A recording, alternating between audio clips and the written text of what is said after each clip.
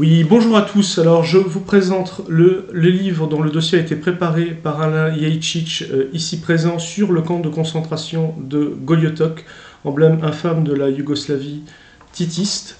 Voilà, c'est un livre sur un sujet très peu attendu, qui va être difficile à expliquer aux Français, mais sur le fait que le grand camp de concentration en Europe digne des nazis qui a perduré après la guerre, était dans un pays qu'on présentait comme le parangon de la démocratie et du socialisme, et que la plupart des victimes de ce camp, la majorité des victimes de ce camp, étaient des militants communistes éprouvés, ayant souvent fait la guerre d'Espagne, la Révolution d'octobre. La Révolution d'octobre. C'est un livre qui remet tout en perspective, il me semble. C'est-à-dire que vraiment on se rend compte que tout ce qu'on nous a appris, tout ce qu'on nous a raconté, et quasiment l'inverse. C'est de l'autre côté du miroir. Et je suis très fier de faire cette vidéo, de cette présentation. Je suis très fier de, bien sûr, publier ce livre et d'en parler avec Alain Jajcic, qui va nous replonger dans toute l'histoire de la Yougoslavie, depuis sa création jusqu'à aujourd'hui, jusqu'à sa destruction, parce que on voit bien qu'un certain mensonge porte en germe les graines de la destruction. Et c'est vraiment une histoire tragique. C'est aussi une histoire qui nous concerne nous, Français, puisque encore récemment, alors que la France était un grand allié traditionnel de la Serbie, la France a osé bombarder ce pays. C'est une histoire terrible. Et voilà, bonjour Alain, on va essayer d'en parler. Par où commencer d'ailleurs? Voilà. Oui. Alors, déjà, ce que je voudrais dire, c'est que Émeric, te remercier de l'effort que tu as fait pour publier ce livre. Ça, je pense que c'est comme ça que en tous les cas, j'estime que je dois débuter. Et dans le même temps, je dirais que c'est un livre qui mélange un peu finalement mon histoire personnelle et l'histoire de la Yougoslavie. Histoire personnelle en ce que j'ai finalement vécu le moment, décisif de la rupture de la Yougoslavie avec l'Union soviétique, très... Donc 1848, jeune, en 1848. 1900, je sais pas. 1948. 1948.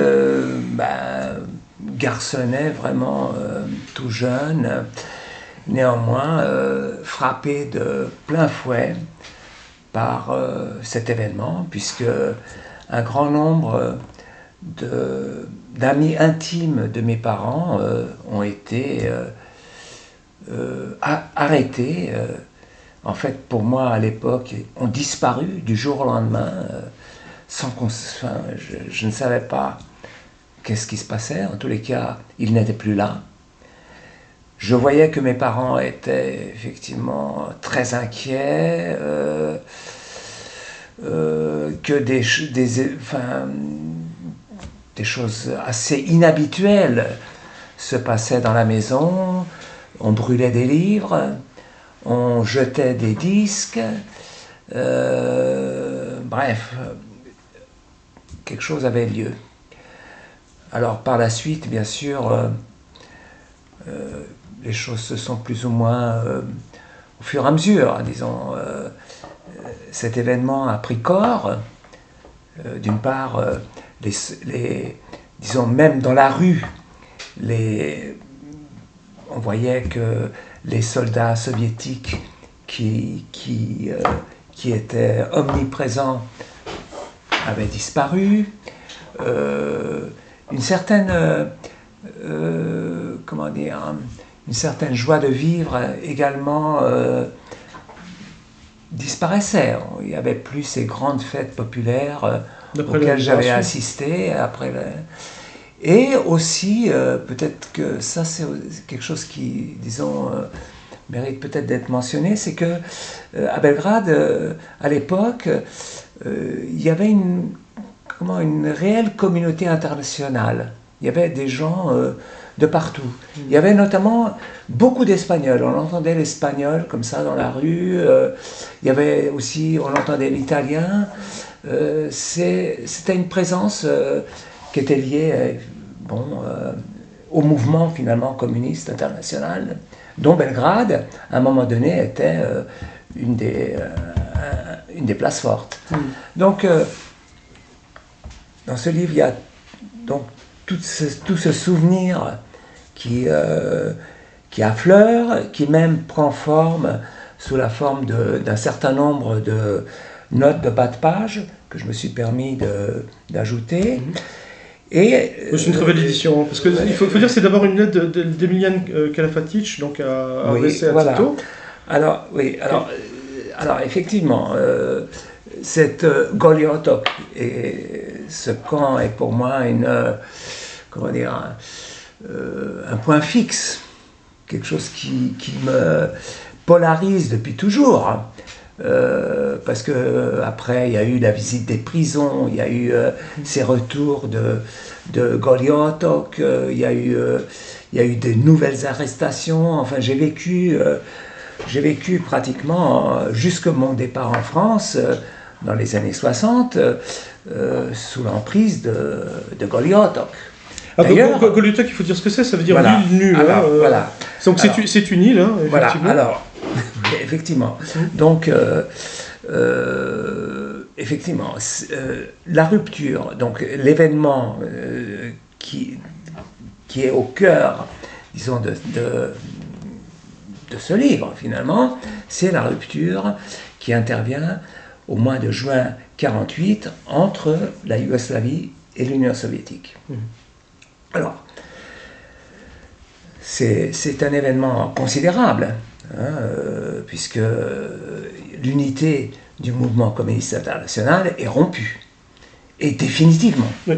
Définitivement, et de plus, d'autres événements vont venir s'ajouter à ce mouvement, à cette rupture initiale.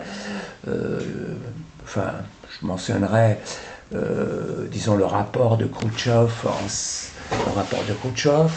lors du 20e congrès au PSC-US, la rupture sino-soviétique, très grands événements, puis l'avènement de l'eurocommunisme, enfin bref, une espèce de mouvement qui est initié, à mon avis, par cette rupture entre l'Union soviétique et qui débouche finalement sur la chute et la dislocation de l'Union soviétique et effectivement la disparition de la Yougoslavie.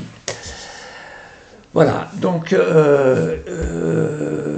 histoire personnelle d'un côté, et un événement déterminant, important, peu connu, pas considéré dans sa vraie dimension historique.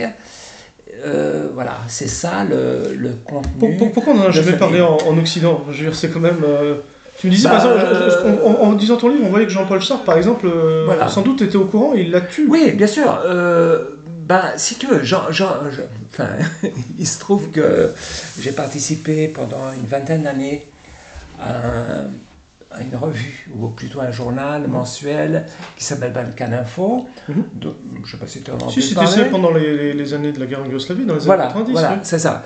Et dont le directeur Louis Dalmas, militant trotskiste, s'est rendu en Yougoslavie après la rupture et a fait un livre sur la Yougoslavie au sortir de cette rupture, qui a été préfacé par Jean-Paul Sartre. Jean-Paul Sartre était donc, dès le départ, au courant de cette affaire.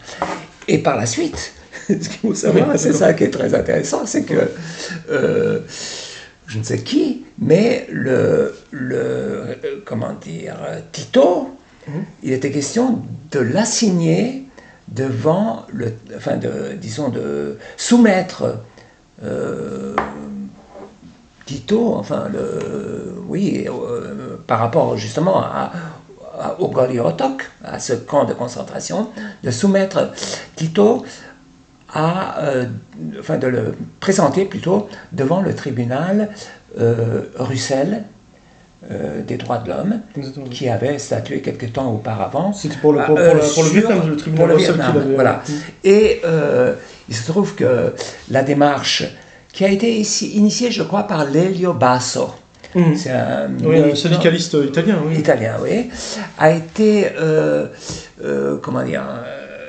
n'a pas abouti, justement, parce que sur intervention de Vladimir Dedier, qui est l'historien, peut-être qu'on en parlera d'ailleurs, l'historien officiel de Tito, soutenu dans sa démarche par Jean-Paul Sartre, et disons l'intervention de Jean-Paul Sartre a été déterminante dans le refus d'examiner le cas de Goli-Otok devant cette instance.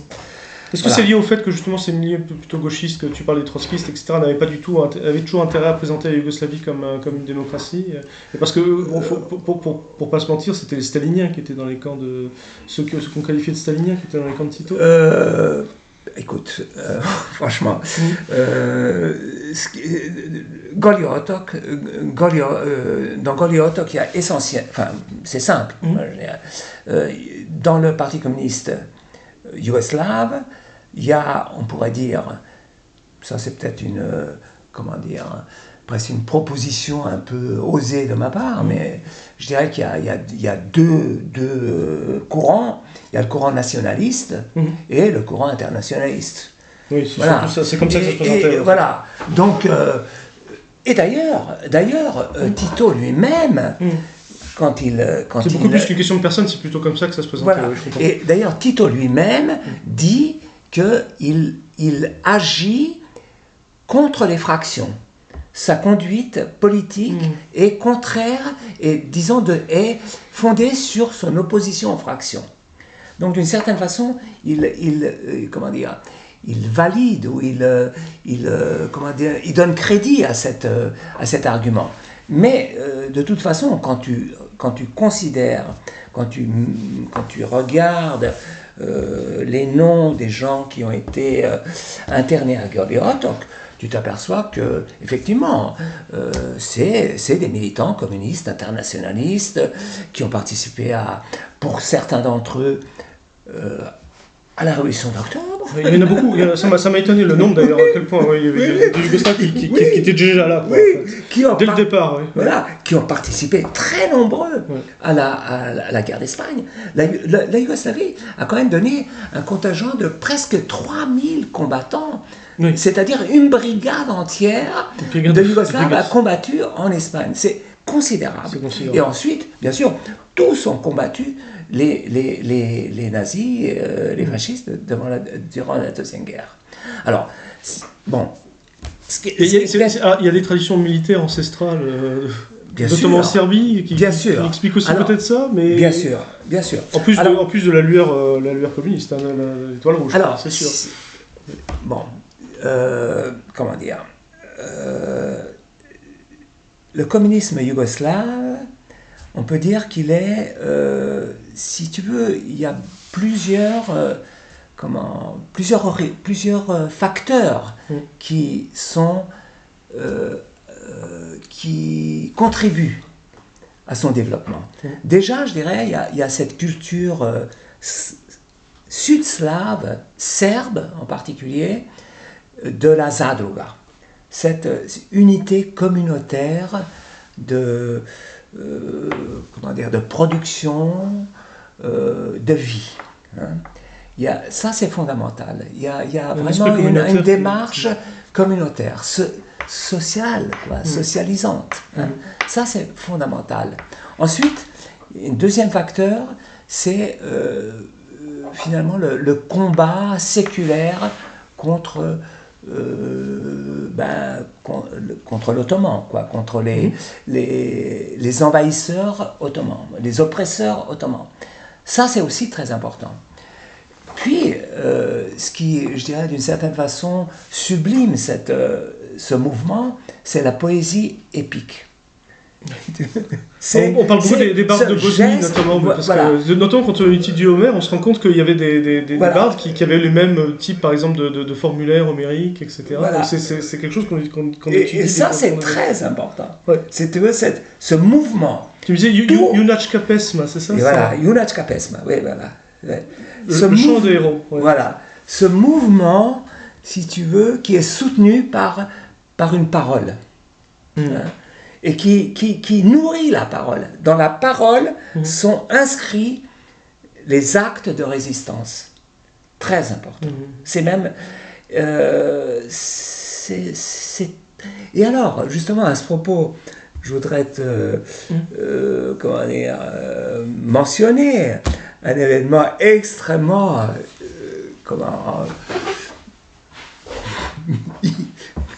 étonnant, on peut dire.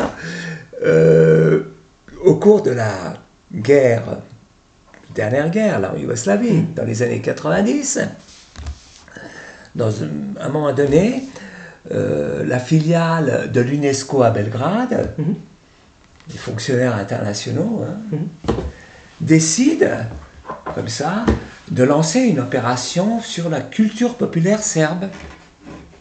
Voilà. Donc, ils ont un fonds, t'imagines la structure bureaucratique internationale qui se déploie et qui envoie des émissaires partout en Serbie pour noter ce que racontent les gens, pour recueillir les traces de cette tradition séculaire. Et donc... je sais pas, il y a des gens qui partent comme ça dans la campagne serbe, ils restent avec des interprètes, j'imagine, tout ce qu'il faut, quoi, hein, des magnétophones. Bon. Ils reviennent à Belgrade, ils transcrivent les chansons, et puis donc ils les soumettent à leur responsable, et d'un seul coup, ces gens-là s'aperçoivent que pratiquement tous les textes des chansons épiques, écrits en décéteras, on appelle décasyllabes. C'est vraiment une structure... C'est comme l'examen dactylique du latin, quoi. Oui. Très, très conforme à la tradition. Et s'aperçoivent que toutes ces chansons sont consacrées aux criminels de guerre, Ratko Mladic et Radovan Karadzic. Ah oui, récemment, c'était beaucoup tout récent, d'accord. Oui. Et alors, catastrophe. Donc ce projet tombe à l'eau. Il était question d'imprimer un recueil de poésie serbe contemporaine, poésie épique serbe contemporaine, et par les soins de l'UNESCO. Et ben, c'est tombé à l'eau parce que tout simplement, ils se sont rendus compte que, ma foi, pour les Serbes, Ratko Mladic est un héros. C'est un des personnages fondamentaux, importants de la poésie épique serbe actuelle. Contemporaine. Voilà. Donc, pendant la guerre, Deuxième Guerre, la poésie est un élément important dans ce mouvement. Et donc, la résistance qui a été célébrée, à juste titre, est née donc de ce mouvement finalement déjà ancestral, qui a été remis, qui a été, remis en mouvement face aux nouveaux assaillants, les nazis allemands, fascistes italiens, et si tu veux, qui a trouvé dans le Parti communiste les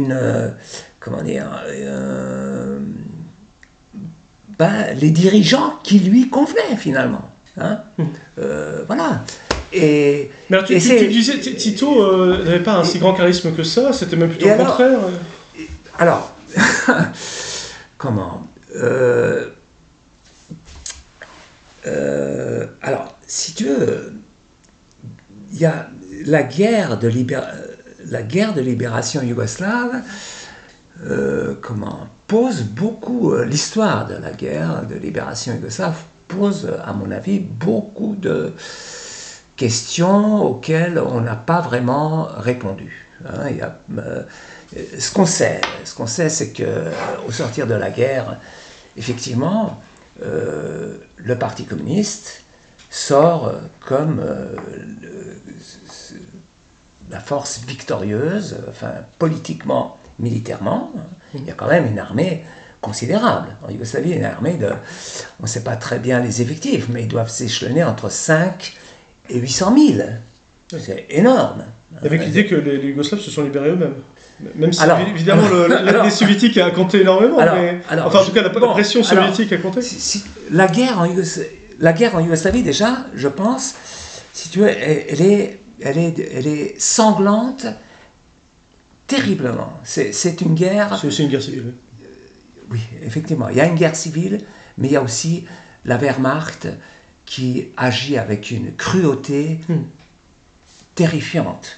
Il y a la bataille de Soutieska, hein, qui est quand même un moment très important de la guerre de résistance, qui fait entre 70 et 80% de pertes.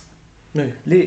Si tu veux, les forces résistantes sont plus que décimées, elles sont anéanties. Mais et par ailleurs, si tu veux, ce qu'il faut savoir, c'est que les Allemands, la Wehrmacht, dès le début, c'est-à-dire dès la guerre en Yougoslavie débute le 6 avril 1941.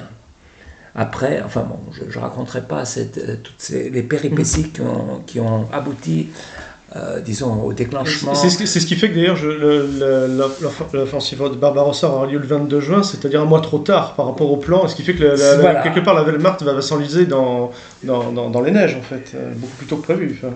Voilà, c'est effectivement ce qui est avancé. Oui, le retard de le Barbarossa serait dû au soulèvement yougoslave. Voilà, au refus yougoslave d'adhérer au pacte. Voilà, au pacte Triplice, dans des conditions très, très, très favorables. D'ailleurs, la Yougoslavie, contrairement aux autres pays comme la Bulgarie et la Roumanie, avait obtenu de Hitler et des Allemands que les troupes allemandes ne passent pas par la Yougoslavie pour aller en Grèce. C'était ça l'objectif, en fait. Les Italiens étaient battus en Grèce, donc l'Allemagne devait venir en aide à Mussolini en Grèce. Et toute cette affaire tourne autour de cette question. Si tu veux, dès le départ, les Allemands, la Wehrmacht, agit en Serbie avec une cruauté absolument sans pareil. Nulle part en Europe, il y a eu des assassinats massifs de plusieurs milliers de personnes. À Kragujevac, il y a un lycée entier qui a été fusillé. Il y a eu des milliers. C'est incroyable. Donc, le peu qu'on sait en France, on le résume à un mot, c'est Jasenovac, mais le camp de Jasenovac... Ça, c'est une autre chose. Ça, c'est une autre chose. Mais les Allemands, quand ils arrivent en Serbie en 1941, procèdent à des massacres. Il y a plusieurs massacres comme ça. Il y a Losnitz, je ne voudrais pas me dire des bêtises, mais à Kragujevac, c'est évident. D'ailleurs, Kragujevac est la ville qui maintenant, toujours, donc à 70 ans, 80 ans après, est interdite aux Allemands. Il y a une interdiction qui interdit l'entrée de la ville aux Allemands. Donc la guerre, donc la Wehrmacht agit avec une cruauté sans pareille. D'ailleurs, récemment j'ai lu un livre, je sais pas, c'est Régis de Castelnau qui évoque, disons, des travaux qui visent un peu à restituer une image un peu plus conforme à la vérité de la Wehrmacht. Et je crois qu'on peut dire que en Serbie, en 1941, la Wehrmacht se conduit Oui. Oui, parce que souvent ils disaient que c'était l'OTAN, il y a eu cette tentative de faire croire que c'était seuls les SS qui commettaient les massacres. Non, pas du tout. La partie participait. Non, pas du tout. Pas du tout. Ouais. Alors après,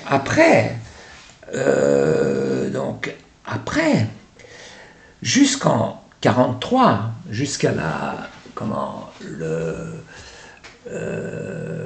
capitulation de l'Italie, si tu veux, ce mouvement de résistance qui naît en Serbie occidentale dès 1941, c'est un mouvement spontané. Les gens se soulèvent, comme du temps des Turcs. C'est le soulèvement de Belgrade. Comme du temps des Turcs. D'ailleurs, écoute, je te raconterai une anecdote assez caractéristique de ce mouvement serbe. C'est qu'en 90 ou 89, quand les événements de Yougoslavie la crise s'est précisée, j'avais un copain serbe, on travaillait ensemble à Orsay, il était directeur du centre de calcul, il me dit, écoute, on va devoir à nouveau aller contre les Turcs. Les Turcs sont de retour. Nous allons reprendre le combat. Voilà, donc il y a ce mouvement qui, en 1941, est à l'œuvre, et donc il y a ce soulèvement spontané qui aboutit à la création de ce qu'ils ont appelé, ce que l'historiographie appelle Užička Republika. C'est la République d'Užice, c'est dans les montagnes de Serbie occidentale. Il y a un territoire assez considérable qui est libéré, et où il y a même les usines qui tournent, qui fabriquent de l'armement. Tout marche. Et donc, il y a, à la suite de quoi, les Allemands organisent une offensive, détruisent cette Užička Republika, et les forces partisanes qui se sont constituées spontanément, mais qui se sont mis alors là, comment les choses se sont passées, difficile à dire, mais il y a un état-major qui se constitue. Cet état-major, finalement, c'est le bureau politique du Parti communiste. Voilà.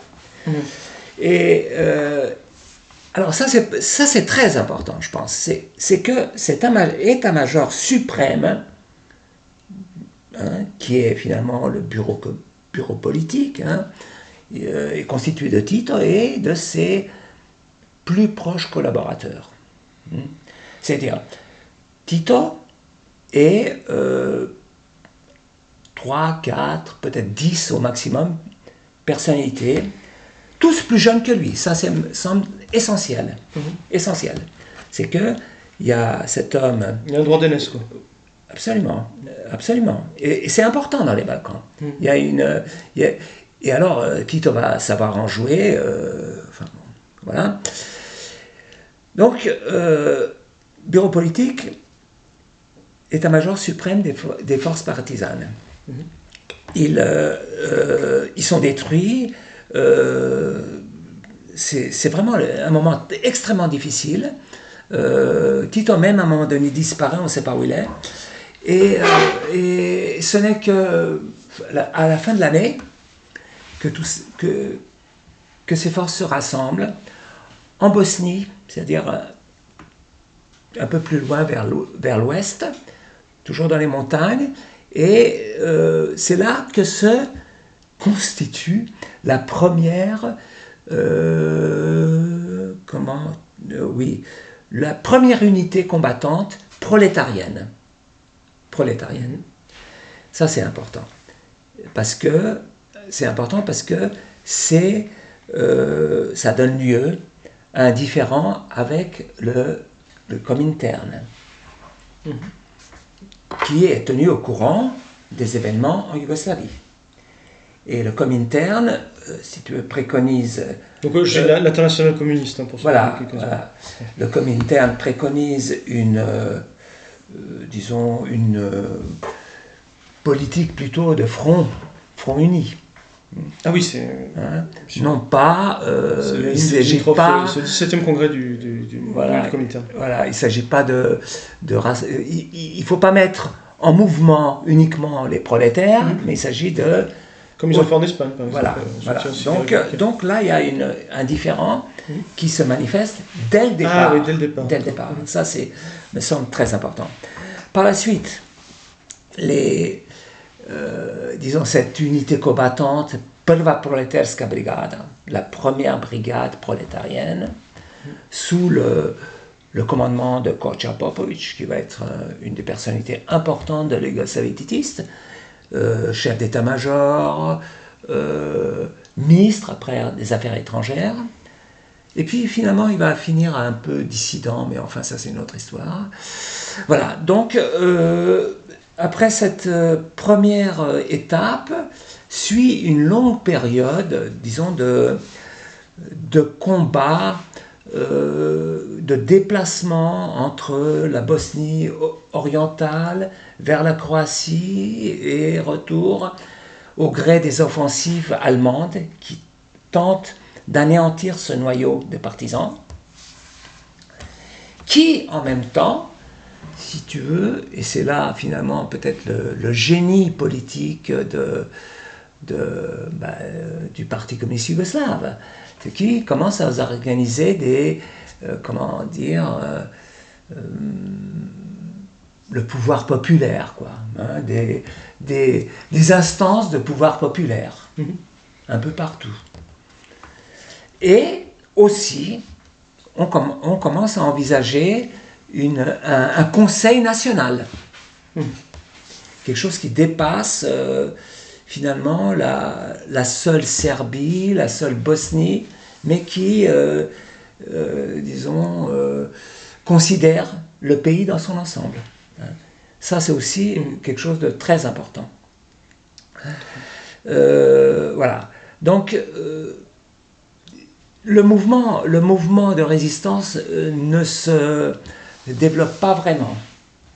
Si tu veux, et même on peut, alors ça c'est quelque chose d'assez controversé et sur lequel peut-être des travaux devraient être faits, c'est que, si tu veux, il y a toute une période pendant laquelle on ne sait pas très bien quelle va être l'issue de la guerre.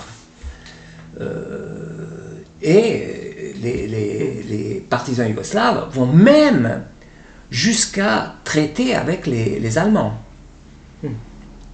C'est quelque chose d'assez inconnu. Ça a été révélé très tardivement. C'est Gilas qui en a parlé dans les années 70, je dirais.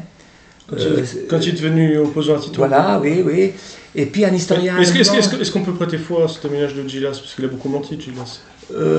Là-dessus, oui, parce que ça a été confirmé par des historiens qui ensuite ont eu accès à des documents. Alors là, je crois que c'est allemand, parce que les archives yougoslaves sont toujours fermées. Il n'y a pas de... Oui, d'accord. Rien qui est déclassifié, d'accord. Voilà. Bon, en tous les cas, il semble avéré que les partisans yougoslaves aient, à un moment donné, négocié avec les Allemands, mais des négociations à haut niveau, avec des ambitions considérables. Oui, c'était pas simplement un armistice comme ça, provisoire. C'était un traité de paix, quelque chose d'important, politique. Alors, on peut dire, donc, il y a, à ce moment-là, point finalement, c'est ce que, je ne sais pas si je le dis dans la préface, mais le point déterminant, c'est quand même Stalingrad. Bien sûr. À ce moment-là, les choses basculent. Et surtout... Là, tout le monde sait que l'Allemagne a perdu. Avant, certains initiés le savent, mais là... Voilà. Mais ce qui est étonnant, c'est que les Yougoslaves ne le savent pas vraiment. Oui. Hein, ils sont... la preuve, ils traitent avec les Allemands. Alors, donc, mais dans les Balkans, le point de rupture, c'est la capitulation de l'Italie. Ça, c'est vraiment comment dire, le moment capital. Alors, si tu veux, c'est important parce que, bon, pour plusieurs raisons, c'est important. C'est important, d'une part, pour la conduite de la guerre telle qu'elle était telle qu'elle se faisait jusqu'alors. Les partisans jouant, si tu veux, à la frontière des deux, entre les Italiens et les Allemands. Alors, ce qu'il faut peut-être savoir, ce qu'il faut peut-être rappeler, je le rappelle dans le livre d'ailleurs, à un moment donné, c'est que la Yougoslavie, en 1941, est envahie par 7, ou si tu veux, il y a 7 armées différentes qui s'affairent sur le territoire yougoslave. Elle est découpée en morceaux. Il y a des frontières partout. Et puis il y a un affrontement entre deux résistances, entre les tchétniques et puis les communistes. Alors, bon, ça c'est un chapitre considérable. Je pense, si tu veux, on peut peut-être ne pas l'aborder en disant simplement... Oui, on va rien comprendre à ce qui s'est passé après au sein des communistes. Oui. Voilà, disons que on peut laisser les choses sans vraiment rentrer dans le détail. En tout cas, cette armée, déjà, ça montre la complexité de la situation. Disons qu'il y a une guerre, il y a aussi une guerre civile qui est en cours en Yougoslavie pendant cette période, si tu veux, de la Deuxième Guerre. Donc il y a une guerre civile, mais très compliquée. Très compliquée parce que il y a les Anglais, les Américains et les Russes qui sont là. Donc c'est... Bon, on va laisser ça de côté. Alors, l'Italie capitule, ça change la donne, je dirais, tactique, finalement. Le combat est différent, d'une part. Et d'autre part, si tu veux, les partisans obtiennent des armements considérables. Et puis aussi, il y a quand même un certain nombre d'Italiens, de militaires italiens qui rejoignent le combat.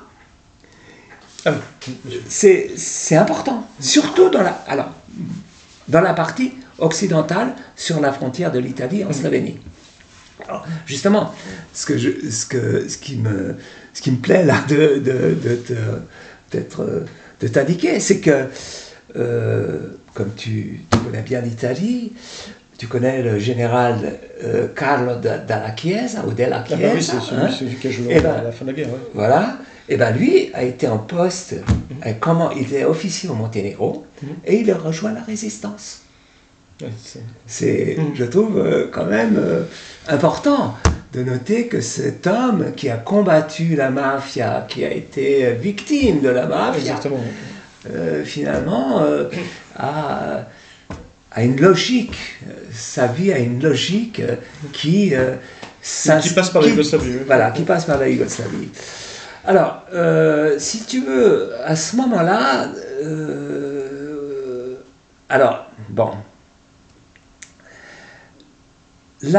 la capitulation de l'Italie débouche sur un essor considérable alors de la résistance, du mouvement de la résistance des partisans, qui jusqu'alors était concentré en Bosnie et auquel participaient essentiellement des Serbes, des Serbes de Croatie, des Serbes de Serbie, des Serbes de Bosnie, mais c'était la population serbe essentiellement qui participait. Alors là, si tu veux, ce mouvement de résistance s'étend à l'ensemble du pays. Alors, Tito lui-même n'était pas serbe. Tito n'était pas serbe, non. Croate et slovène, je crois. Tito, c'est un mystère. Tito, effectivement. Ah oui, tu m'avais dit, ça m'avait frappé que même son accent, on n'arrive pas à l'identifier. Voilà.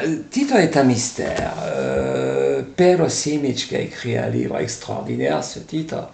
C'est son biographe, je pense. Ça s'appelle Tito, le phénomène du XXe siècle. Et il donne des informations incroyables sur Tito. Et alors, il note en particulier que on connaît pas la date de naissance. On connaît son lieu de naissance, mais quand tu l'écoutes, quand tu l'entends, il est évident que son accent, on ne saurait lui attribuer une attache géographique. Tito il parlait comme seul lui savait parler. Enfin, c'était extraordinaire. Mais, justement, alors là... Est-ce que c'était un bon orateur, par exemple, ou cet aspect-là, ou pas? Je ne pense pas qu'on puisse dire qu'il était un bon orateur. Moi, je trouvais qu'il n'était pas un très bon orateur. Mais maintenant, récemment, j'ai écouté des discours qu'il avait prononcés à Split, en particulier, dans les années... au milieu des années 50. Et je dois dire qu'il savait, se mettre dans le mouvement de la poésie épique. Il y avait un côté épopée. Quand il parlait, il exprimait ce mouvement. Il parlait presque en décasyllabes. C'était Drugovi Drugaric. Enfin, il avait un grand talent, quoi. Oui. Si tu veux, même s'il n'était pas un bon orateur, il était au-delà de ça. Il épousait ce mouvement foncier des gens et les gens adhéraient. Si tu veux, une réunion avec Tito, c'était finalement un dialogue. Il parlait, les gens répondaient, chantaient. C'était vraiment un événement assez impressionnant. Voilà. Alors, Mais alors là, c'est plus un mystère, c'est qu'est-ce qui lui a pris de rompre avec l'Union soviétique en à peine 3 ans, quoi. Est-ce que... Ça, c'est difficile. Enfin, je n'ai pas de réponse à ça. C'est sûr que... Si tu veux, même, je dirais, c'est peut-être même, à la limite, ça ne présente peut-être pas beaucoup d'intérêt de tenter de répondre comme ça à cette question. C'est plutôt dans les effets de cette rupture qu'il faut trouver, je dirais, les motivations, le sens. Voilà. Alors, si tu veux, pour revenir là où j'en étais, c'est que, donc, après la capitulation d'Italie, il y a un acte politique fondamental qui est accompli par les partisans, par l'état-major suprême, sous Tito. Ils rassemblent le Conseil national de libération à Jajce, le 29 novembre 1943, ce sera bientôt 78 ans, et ils proclament la déchéance du roi, enfin bon, ils prennent un certain nombre de décisions politiques de grande portée. Si tu veux. Et alors, si tu veux, déjà, et la Yougoslavie va célébrer cette réunion comme, pendant 70 ans, après, jusqu'à la fin, va célébrer cette réunion comme étant à l'origine de ça. C'est l'acte fondateur de la Yougoslavie. Alors, si tu veux, quand même, cette réunion pose un certain nombre de problèmes, de droit. Elle est, si tu veux, au moment où elle a lieu, la Yougoslavie est quand même sujet du droit international. C'est le royaume de la Yougoslavie, reconnu internationalement. Il y a un souverain, il y a un gouvernement en exil. Voilà, c'est dans cette configuration que la Yougoslavie participe à la guerre contre l'Axe, les puissances de l'Axe. Et donc, si tu veux, cette réunion, à laquelle finalement personne, ni les Américains, ni les Anglais, ni les Soviétiques ne réagissent, elle a quand même, si tu veux, un aspect un peu de... Elle enfreint le droit international. Elle est d'une certaine façon séditieuse. Personne ne dénonce ça. Voilà. On est donc dans une espèce de illégalité consentie, enfin bon, une situation très particulière. Donc ça c'est un 29 novembre 1943. Donc, à partir de là, si tu veux, la résistance s'accroissant, les Anglais, qui sont présents depuis le début. Les Anglo-Américains, d'ailleurs, sont présents en Yougoslavie dès le coup d'État, dès le début, dès le mois d'avril-mars 1941, les Anglo-Américains, les Américains en particulier, sont présents en Yougoslavie. Et quand je dis présents, C'est-à-dire qu'il y a là-bas des gens extrêmement importants. Il y a William Donovan en particulier. Excusez du peu, c'est le créateur de la CIA. Il est à Belgrade. Il est à Belgrade en mars 41. C'est quand même assez stupéfiant, quoi. Bon. On voit les ravages qu'ils ont fait d'ailleurs en Grèce après la guerre. Parce que... Bon, bref, c'est comme ça. Donc, en tous les cas, ils sont depuis donc, présents depuis le début, mais présents partout. Hein. C'est-à-dire qu'il y a des officiers, comment ils appellent ça déjà? C'est pas de renseignement. De liaison? De liaison, voilà. Des officiers de liaison partout. Partout. Mais vraiment, non. Je ne pourrais pas donner le nombre, mais si je disais 100, ça serait certainement en deçà de la réalité. Hein. Peut-être si on cherche peut-être une des clés à la décision de Tido, il y a quand même la présence d'agents occidentaux qui est colossale. Absolument, absolument. Et alors, donc, après la capitulation de l'Italie, l'Angleterre renforce sa présence. Elle envoie Fitzroy Maclean. Fitzroy Maclean, qui a inspiré le personnage, paraît-il, de James Bond.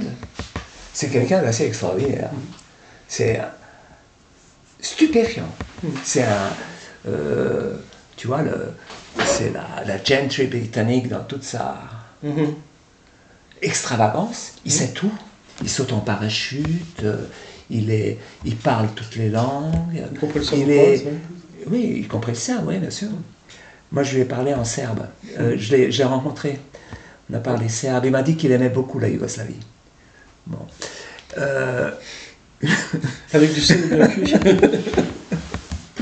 Bref. Fitzroy Maclean, membre je crois, du Parlement britannique. Hein. C'est un noble, je crois qu'il est d'origine écossaise. C'est un Earl. C'est un Mac. Hein, voilà. Et donc il est général. Hein. Donc il est parachuté, et il est auprès de l'état-major suprême, auprès de Tito. Il a écrit un livre d'ailleurs, après, il est à la coin. Il a écrit un livre où il raconte donc son séjour en Yougoslavie. Et d'après ce qu'il raconte, alors bon, franchement, on a le sentiment que c'est lui qui dirige les opérations de la résistance yougoslave. Qui décide des mouvements des troupes, de la stratégie, des objectifs qu'il faut... après l'Europe 43 en tout cas, à cette période. Après 43. Hein. Donc 43 jusqu'à la libération. Fitzroy Maclean est là aux côtés de Tito jusqu'à la fin. Jusqu'à l'installation du pouvoir à Belgrade en 45. Tout le temps. Et sauf bon quelques séjours auprès de Churchill, qui est un ami personnel à lui. D'ailleurs, Churchill délègue auprès de Fitzroy Maclean son propre fils. Randolph Churchill est en Yougoslavie pendant la guerre. Bon. Alors, oui, c'était que... Alors, on voit à quel point d'ailleurs ils n'ont pas voulu abandonner les Balkans, puisque la fameuse négociation, bon, il paraît que c'est apocryphe, mais c'est cette histoire où Staline et Churchill se sont répartis. Oui, alors, le nombre de pourcentage. Mais bon, en tout cas, ça reflète quand même l'état des forces, et c'est pour ça qu'ils n'ont pas laissé les communistes prendre le contrôle de la Grèce, et ça s'est terminé par une répression sanglante des communistes par les Britanniques. Oui. Alors, effectivement, si tu veux...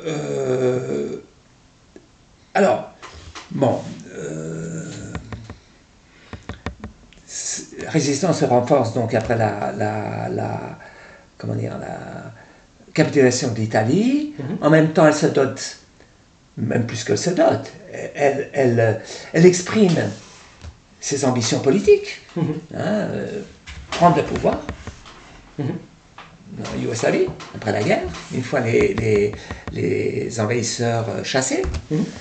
Et néanmoins, si tu veux, à un moment donné, les Allemands, je crois que c'est en mai 1944, dans un ultime effort d'anéantir la résistance, organisent qui s'appelle descent, c'est-à-dire une attaque aéroportée sur les forces sur le noyau, ce noyau, si tu veux, qui entoure l'état-major suprême.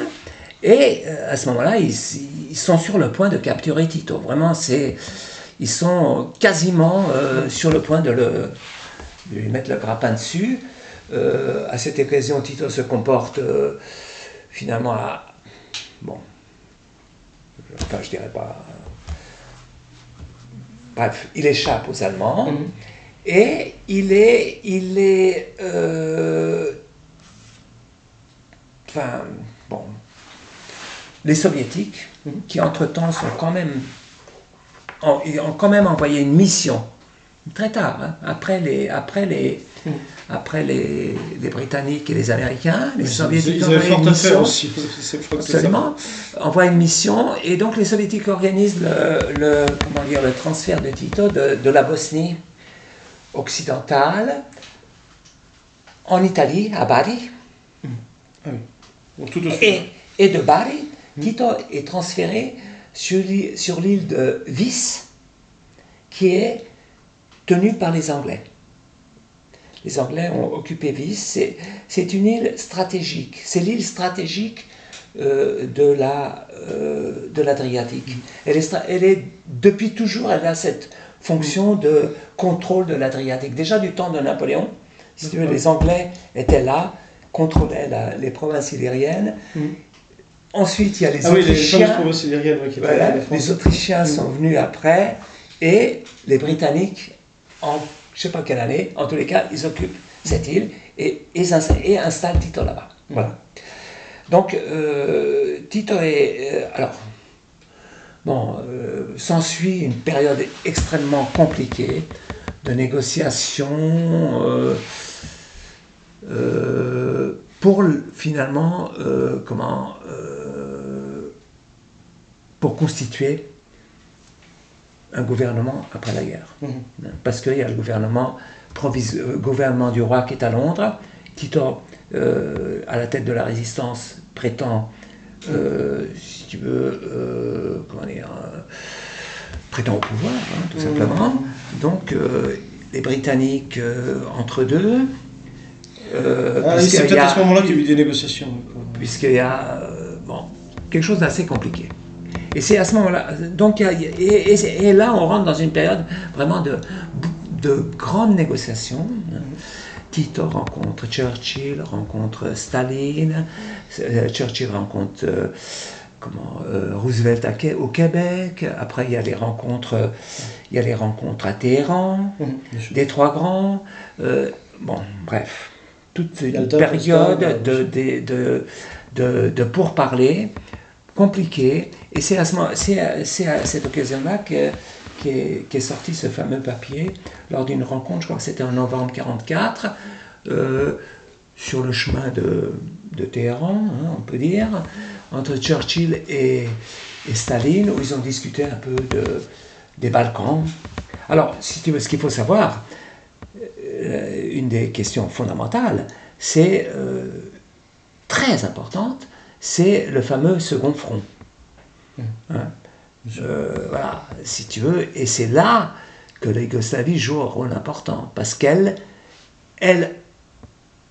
c'est l'amorce du second front déjà. Oui, voilà, si tu veux, Churchill souhaite ouvrir un second front dans les Balkans, alors que les Soviétiques souhaitent un second front à l'ouest. Exactement. Hein? Et alors, donc le jeu yougoslave est, tu vois, de fait assez compliqué, quoi. Hein? Parce que d'un côté, effectivement, c'est important, hein, le soutien britannique est important. En même temps, il est menaçant, puisque ça voudrait dire qu'ils vont intervenir dans les... Enfin, bref, il y a une situation assez compliquée. Néanmoins, peut-être que c'est finalement la progression de l'armée rouge qui est plus rapide que tout ça. Qui décide des choses. Et donc, si tu veux, les Soviétiques alors attends, les soviétiques sont là en mois d'octobre 44, Paris, comment dire, Belgrade est libéré. Oui, c'est ça. Belgrade est libéré, je crois, le 20 octobre 44. Les soviétiques se présentent à la frontière yougoslave début septembre, peut-être 44, hein, je ne sais pas. Voilà. Donc, si tu veux, alors du coup, cette option du débarquement, qui était déjà relativement, si tu veux, auquel Roosevelt n'adhérait pas. Roosevelt ne soutenait pas cette option churchillienne. Hein. Mais, si tu veux, on peut dire qu'elle tombe à l'eau du fait de la progression extrêmement plus rapide peut-être que ce que les gens, enfin les hauts dirigeants estimaient, décident de la situation. Et à ce moment-là, effectivement, Churchill est... Alors, très intéressant, si tu veux. Et ça, c'est un élément qui est rarement, enfin, peut-être insuffisamment mis en avant, c'est que Belgrade est libéré par l'Armée rouge. Oui, si tu veux, il y a quand même, il y a 300, je sais pas, plus de 300 000 militaires soviétiques. Et 300 000 militaires soviétiques, 100 000 militaires bulgares, extraordinaire, et une armée yougoslave de 30 à 50 000, des effectifs extrêmement, si tu veux, oui. Ça, c'est justement, j'ai lu récemment un livre.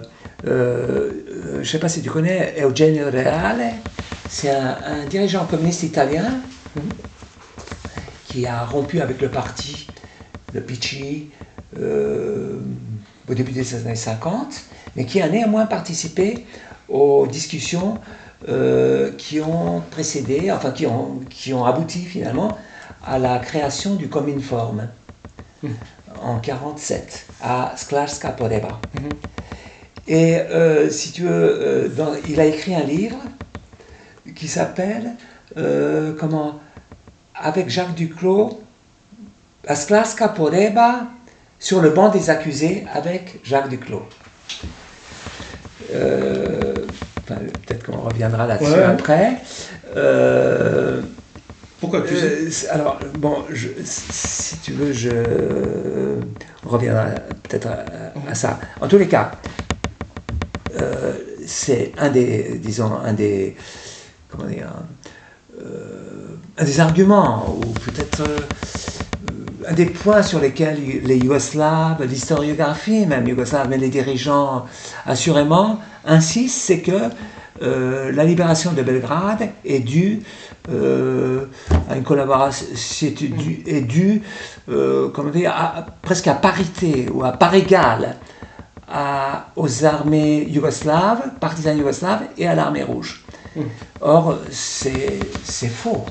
C'est faux. Et Staline, dans ses échanges de lettres, à l'occasion de cette correspondance qui aboutit à la rupture, met en avant ça. C'est que la Belgrade a été libérée. Oui, je veux dire que tu publies toutes ces correspondances en plus dans le dossier. Voilà. Le dossier de rupture. Voilà. Alors, si tu veux...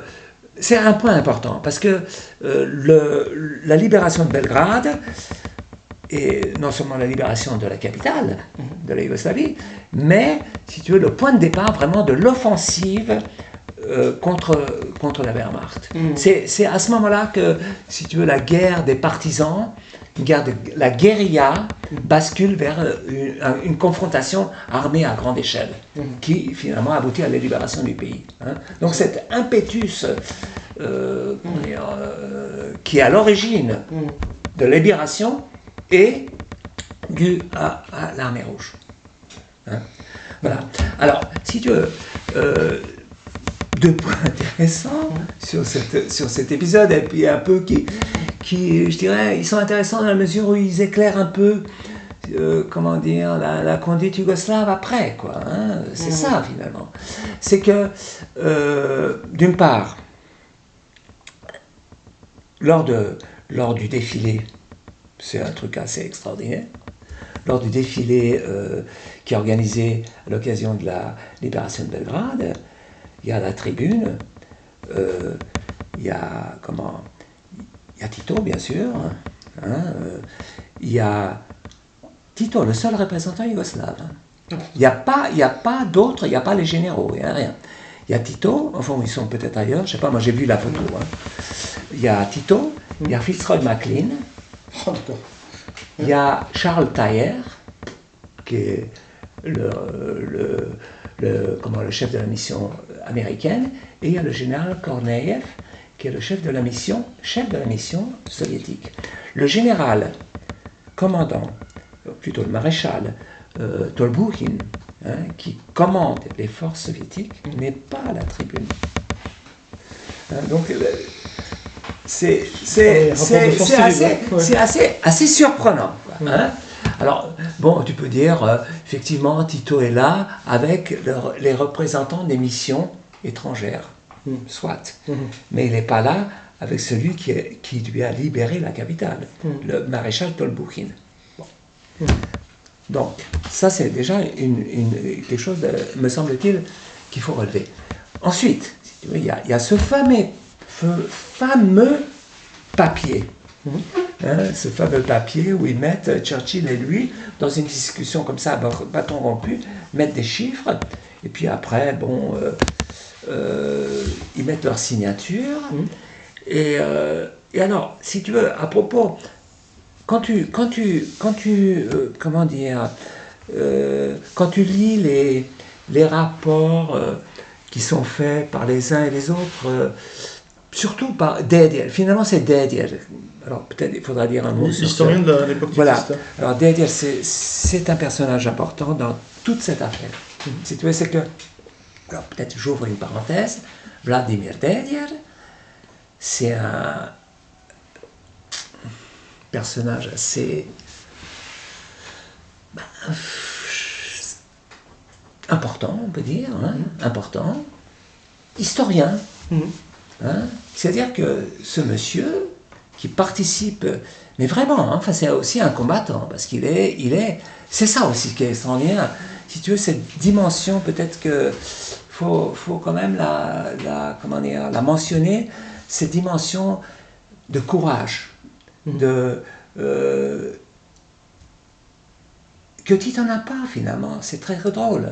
Mais les gens autour d'eux, que ce soit Gilas, Dedier, d'autres, Jujovic par exemple, enfin bon, c'est des gens mais qui font des trucs. Kocha Popovic, qui font des choses mais incroyables. Si tu veux, c'est des combattants, des gens qui se sont battus, mais à main nue, presque, tu vois, c'est incroyable. Donc, ça c'est... Alors, Dedier, hein, historien, qui a été blessé, d'ailleurs il est mort de ses blessures, 20 ou 30 ans après, il est mort, il n'a jamais été soigné, il a été blessé très gravement, sa femme qui était à côté de lui est morte lors d'un bombardement allemand, lui il a été blessé, il est mort de ses blessures, mais 30 ou je ne sais pas combien d'années après. Dedier, ça qui est très, très marrant, historien, est issu d'une grande famille belgradoise, qui, je passe sur des détails, mais qui écrit l'histoire au fil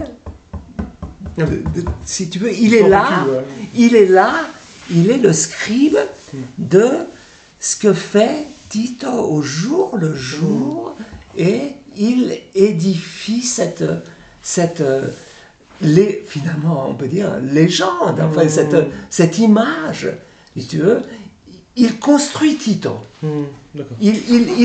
Si tu veux, c'est une construction presque comme ça littéraire. Et il le fera jusqu'au bout. Et bien sûr, alors justement, si tu veux, alors justement, alors ce qui est très drôle, c'est que il est très proche de Tito. Il est sans arrêt à côté de Tito, il note tout. Et alors, ce qui est très drôle, si tu veux, vraiment incroyable, il te dit des choses, mais stupéfiantes. Par exemple, parce qu'il est partout, hein, il est vraiment partout. Et à un moment donné, il dit, je me suis disputé avec Svetozar Vukmanović, Tempo, c'est une personnalité très importante, et je me suis disputé. Le résultat de cette dispute, c'est que j'ai été nommé président du comité olympique yougoslave. Tu vois. Donc, tu vois comment était le pouvoir, comment fonctionnait le pouvoir, comme ça, au détour d'une phrase. Tu vois, c'était l'état-major suprême, hein, ce petit noyau de gens qui avait tous les pouvoirs et dirigeait le pays. Donc, si tu veux, au sortir de la guerre, ce bureau politique qui s'est mué en état-major suprême du mouvement continue à être l'état-major suprême du pays. Du pays, oui, c'est ça. Voilà. Et donc, la dictature, elle est dès le départ. Hein? Alors, bien sûr, il y a des gens qui s'y opposeront, ils seront éliminés, mais on sort de la guerre et on continue la guerre. Et voilà. Alors, donc, ce papier est rédigé dans une ambiance assez, comment dire, c'est très drôle, hein, quand tu vois comment ces gens-là discutaient, c'était très fluide. Les échanges entre Churchill, Roosevelt et Staline étaient très, très fluides. C'était une espèce de, c'était informel, peut-être grâce à, alors bon, Churchill était, enfin, comme ça, hein, très curieux. Je ne sais pas si tu as lu déjà ces textes. C'est assez curieux, hein, parce que tu as, il bascule entre disons, la banalité un peu comme ça, assez bon enfant même à la limite, avec des moments de dureté et de voilà. Alors que Staline est beaucoup, enfin, tel que moi je l'apparais, est beaucoup plus souple, très souple, mais extrêmement vigilant, très vigilant. Et alors, bon, bref, en tous les cas, cette discussion se passe dans une ambiance tout à fait, disons, détendue. Ils mettent les chiffres comme ça, hein, et ils signent. Alors, si tu veux, ça vient, ces chiffres, notamment quand tu considères la Yougoslavie, hein, 50-50, c'est quand même intéressant, je trouve, parce que, alors, si tu veux, tu peux dire, Staline se désintéresse, ou peut-être ne porte pas autant d'intérêt à la Yougoslavie qu'on aurait pu le croire, qu'il se concentre surtout sur, comment dire, sur la Bulgarie, la Roumanie, la Hongrie. Ça, c'est un commentaire qui peut être fait, effectivement. Maintenant, tu peux dire aussi que Staline, réaliste, sait l'état des choses, connaît la situation. Il n'est pas dupe des positions que Tito n'a cessé d'affirmer pendant tout le temps de la résistance, des accointances qu'il a avec les Britanniques, même des engagements qu'il a pris. Donc, si tu veux, il y a peut-être dans ces chiffres un réalisme politique qui pointe. Hein, voilà. Bon, voilà. Donc, si tu veux, au sortir de la guerre, finalement, on en est dans une situation assez incertaine, ambivalente. Et si tu veux, tout le monde est un peu sur, comment dire, dans une espèce d'attente. Et on laisse plus ou moins faire, tous, Les Américains, les Britanniques, comme les Soviétiques. Les Soviétiques font un certain nombre de pas, signent des traités, la Yougoslavie entame des réformes, enfin bon, je passe sur beaucoup d'événements, va dans la voie de la construction du socialisme. Il y a des nationalisations, il y a des... voilà. Et bon. Et alors après, donc, intervient cette rupture. Alors, au préalable, cette rupture, si tu veux, elle intervient vraiment comme un coup de tonnerre. Un coup de tonnerre d'un ciel complètement dégagé, quoi. Tout le monde est surpris. Tout le monde est surpris. Et donc, alors, bien sûr, après, enfin, bon, c'est un peu ma démarche. J'essaie de voir les signes, qu'est-ce qui a pu motiver ça.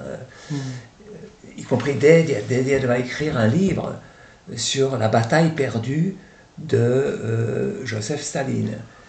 C'est un livre assez curieux d'ailleurs, parce que finalement, si tu veux, rien de...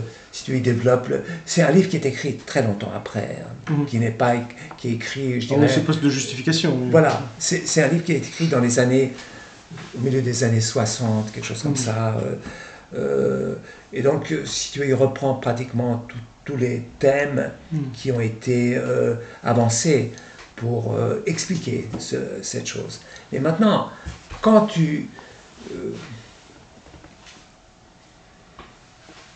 regardes les événements, au moins, en tous les cas, c'est l'état actuel de mes réflexions, si je peux dire, d'une façon un peu prétentieuse, si tu veux, on ne peut qu'en rester à une certaine forme de phénoménologie, c'est-à-dire décrire les événements, un peu les mettre les uns derrière les autres, et peut-être à la fin, disons, déceler quelques choses. Mais alors, je pense que à ce moment de la vidéo, bon, on peut dire que tout le monde comprend la rupture, elle a eu lieu, tout le monde en a entendu parler. Par contre, ce dont on n'a absolument pas entendu parler, c'est la pression absolue, féroce, cruelle et massive, et qui a duré jusqu'à la fin du régime. Voilà, exactement. Et c'est là où on rentre à Golotok, qui est la métaphore, mais douloureuse, de toute cette période, cette île maudite, où sont enfermés les anciens, les communistes, principalement. Voilà, oui. Alors effectivement, ce qu'on peut dire, c'est que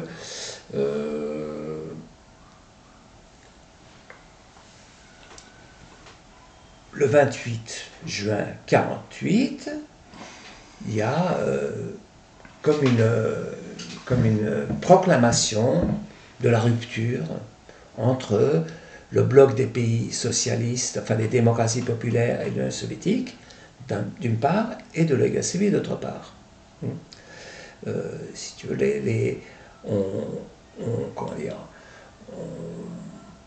on constate des différends fondamentaux, et donc, du coup, la Yougoslavie refuse de la discussion au sein de cette instance qui a été mise en place 6 mois auparavant, et ça consomme, si tu veux, la rupture entre les États. Entre les États. Ça, c'est important. Si tu veux, et Tito insiste au départ que la différence porte sur les rapports entre les États, non pas sur le socialisme, ni entre les partis. Très important. Et si tu veux, alors, bon, on pourra dire beaucoup de choses après sur cette... Mais, effectivement, la chose qui reste, si tu veux, hors de portée des regards autant de l'opinion, autant du public yougoslave, hein, qui lui, comme je te disais au début, n'en est plus ou moins réduit un peu à ce que le jeune, très jeune garçon constate. C'est que des gens disparaissent. Voilà, c'est tout. Des gens disparaissent. Puisqu'on les arrêtait et puis on faisait croire à leur famille qu'ils étaient partis en exil. Hein. Souvent, c'était ça. Il n'y avait rien. On ne savait pas où ils étaient. D'ailleurs, Kalafatic, à un moment donné, raconte comment Kalafatic, c'est la personne qui a écrit à Tito. Voilà, Une lettre fait partie, donc très importante, fait partie du dossier où il explique, c'est la majeure partie d'ailleurs du livre, il explique à Tito ce qu'il a vécu à Goliotok. Voilà, alors effectivement, Kalafatic et la lettre qu'il écrit à Tito, constitue la partie centrale du livre, hein, et c'est un témoignage, à mon avis, très réaliste de ce qui s'est passé, hein, puisqu'à un moment donné, il dit que ses instructeurs lui disent écoute, tu peux disparaître, personne ne saura jamais où tu es passé. Et de fait, moi-même, je sais que des amis de mes parents, pendant des mois, ils ne savaient pas où ils étaient. Ils avaient disparu. Donc, cette rupture politique entre États qui intervient au mois de juin est comment dire, est précédée ou disons accompagnée d'arrestations qui commencent, qui même précèdent les premières arrestations, même les plus importantes. Hebrank, qui est une personnalité majeure, oui, majeur. Si tu veux, c'est le seul homme d'État yougoslave de l'époque qui était à même qui était au même niveau que Tito. Ils étaient de la même génération, Hebrank jouissait d'un prestige considérable. Il était, si tu veux, il s'opposait au népotisme qui déjà s'exerçait au sein du parti népotisme de Tito. Hein. Donc, Hebrank est arrêté, inaugure cette vague d'arrestation qui va accompagner donc la rupture, je crois que c'est le mois d'avril qu'il est arrêté, avec Jojovic. Jojovic qui est aussi une personnalité extrêmement importante. Donc, ça commence par l'arrestation de quelques dirigeants parmi les plus importants du pays. Et Branck va le retrouver, dit qu'il s'est pendu à un radiateur, donc il n'y avait même pas de radiateur dans la prison en question. Oui, bien sûr. Particulièrement sordide. Ah oui, non, mais c'est une histoire sordide. Hebrank, c'est vraiment quelque chose de terrible, parce qu'il n'y a pas eu que Hebrank, il y a eu sa secrétaire, il y a eu toutes les personnes, tout le groupe qui entourait Hebrank, qui entourait Hebrank ont été assassinés, ont été liquidés. Et c'était des personnes extraordinaires. Enfin, c'était... Si tu veux, d'ailleurs, si tu veux, ce que je dis un peu à un moment donné, c'est qu'on a affaire à des gens... c'était des révolutionnaires, si tu veux, des gens... Kalafatic, il est membre de 3 résistances françaises, espagnoles, françaises et yougoslaves. Enfin, voir l'ampleur du personnage, quoi. Oui. Absolument. Et il n'est pas le seul, parce que comme tu as fait la biographie de presque tous les gens qui sont cités, c'est incroyable, hein, de la Révolution à la guerre d'Espagne, en passant par toutes les résistances de l'Europe, quoi. Enfin, voilà, exactement. Et d'ailleurs, je crois que c'est aussi une des clés de Goliotok, c'est que c'était tellement dur à cuire qu'il fallait des méthodes pour les briser, qui ont été épouvantables et particulièrement cruelles, quoi. C'est ça qui explique aussi tu expliques, tu montres Kalafatic explique ce que c'est que le stroy, enfin c'est des gens qui étaient battus à mort, littéralement. Ah oui, bien sûr. Qui devaient passer... Bien sûr. Oui, c'était... Kalafatic dit, à un moment donné, je vais mettre à nouveau ma vie en danger. C'était des gens qui étaient épris de l'idée du communisme, et qu'ils étaient disposés, enfin ils l'ont prouvé, ils étaient prêts à mettre tout en question pour le triomphe de cet idéal. C'est une génération exceptionnelle. Elle est à cheval sur la Révolution d'Octobre, la guerre d'Espagne et la Résistance. Donc, alors, si tu veux... donc cette rupture, elle est effectivement accompagnée. Elle est accompagnée et elle est même rendue possible. C'est ça la chose fondamentale. Elle est rendue possible et sa condition nécessaire, c'est l'élimination de l'aile internationaliste du Parti communiste yougoslave. Voilà. Ça, c'est la chose fondamentale. Ouais. Hamon, c'est sans doute une des conditions qu'ont mises les Américains à l'aide qu'ils ont apportée, l'aide économique fondamentale qu'ils ont apportée à Tito. Et toujours, tu cites un auteur croate qui disait le blé avec l'aide américaine. Voilà. C'est un peu la formule de l'époque. Exactement. Ouais. Oui, c'est ça. C'est effectivement. D'ailleurs, il y a un livre d'une universitaire américaine qui s'intitule Keep Tito Afloat. C'est-à-dire le maintenir à flot, quoi. Ouais, en fait, maintenir Tito à flot. Ouais.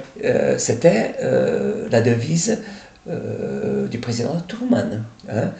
Et après, je ne sais pas si je l'ai dit. Mais c'était devenu un chouchou après, parce que c'est. Ah oui, mais si tu veux, Tito avait un comportement assez, même aux yeux, et assez, comment dire, extravagant.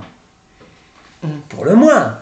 Si tu veux, tu sais que par exemple, Ćosić raconte, Dobriša Ćosić c'est le grand écrivain serbe de Dobriša Ćosić qui était, j'en dirai pas plus, mais c'est un des plus grands écrivains serbes qui était titiste, qui a participé au voyage du président Tito dans les pays d'Afrique, raconte comment il a été contraint par les services du protocole du président yougoslave à venir à Paris pour se faire un complet veston. C'était la condition de sa participation au voyage. Tout le monde devait être habillé de la même façon. C'était, paraît-il, d'un luxe extravagant. Donc, et puis il était lui-même une sorte de satrape. En fait. Non, mais Tito, paraît-il que Tito changeait d'habit 5 fois par jour. Il arrivait qu'il change 5 fois par jour d'habit. C'est un peu commun avec Guillaume II, alors a priori, ça tend pas à trouver ça. Guillaume II se disait beaucoup. Ouais. Moi, je dirais pour ma part, je dirais qu'il me rappelle plutôt des dictateurs d'Amérique du Sud. Si tu veux, avec des... Enfin bon. Et alors... Comment? Attends. Oui, c'est assez bizarre pour un dirigeant communiste. Et alors, donc, Tito par cette conduite totalement extravagante, suscitait quand même des, une certaine mauvaise... les gens aux États-Unis étaient exaspérés de cette façon. Et même était prêt et poussé à lui retirer les subventions, à prendre des mesures de rétorsion, y compris. Et alors là-dessus, il y a le président Eisenhower et John Foster Dulles, qui disait, mais non, Tito, c'est notre plus grande victoire de la guerre froide. Il faut surtout le ménager. Alors, je sais plus, je crois que ça peut propos de Norga, ils ont dit c'est un fils de pute, mais c'est notre fils de pute. Je m'excuse pour le terme, mais cette logique-là, ils l'ont eu constamment. Voilà. Et alors, si tu veux, Goli Otok. Alors, il y a beaucoup de choses.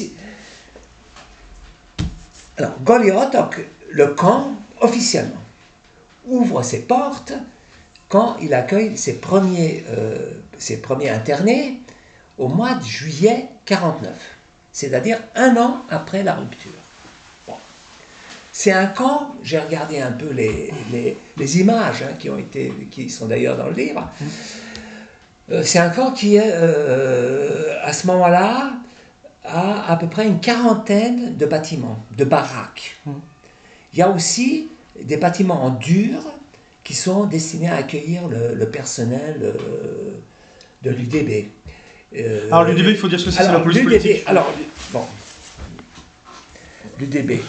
Alors, si tu veux... C'est bizarre. Alors justement, ce qui est très drôle, c'est que tout le monde connaît le nom des services secrets des pays socialistes. Personne ne connaît l'UDB en France. Mais oui, bien justement sûr. parce que... Mais l'UDB, c'est... On n'a jamais voulu parler de ça. Ouais. Mais l'UDB, c'est un scandale sans nom. L'UDB, c'est une armée intérieure. C'est une armée qui est destinée à réprimer les opposants du pouvoir titiste. Il y a une armée, mais dans toute sa, comment dire, dans tout ce qui définit une armée, c'est-à-dire qu'il y a toute la hiérarchie exactement la même, il y a l'armement, il y a avec tout. un système économique, parce que c'est les camps... Ah, non mais alors là... Ce qui reste, là on va peut-être le montrer à l'affiche, mais l'UDB faisait construire, faisait tailler ça, des blocs de pierre, donc c'est tout ce qui reste finalement, ces pierres horribles qu'on vélébite là pour... oui, je l'ai là, si tu veux, je peux te la montrer. Oui.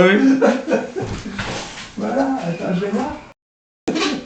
Voilà, ça reprend, donc... Vas-y, voilà. Voilà, ça c'est un pavé qui a été construit par les prisonniers politiques yougoslaves, les prisonniers internés à Goli Otok. Et c'est presque le seul témoignage qui reste en fait, avec des dessins de prisonniers. Il n'y a rien d'autre. Il n'y a pas de photos. Bien sûr. Les bâtiments sont... Enfin...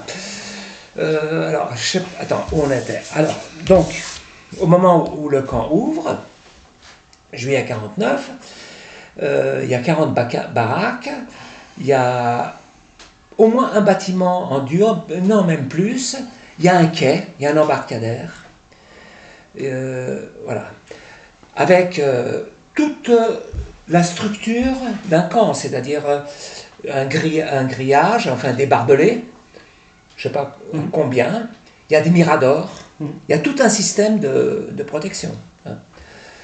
Toute une logistique, on dirait maintenant. Hein.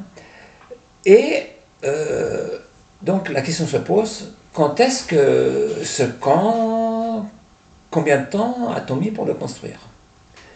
C'est une énigme. Parce que sur cette question, les témoignages divergent.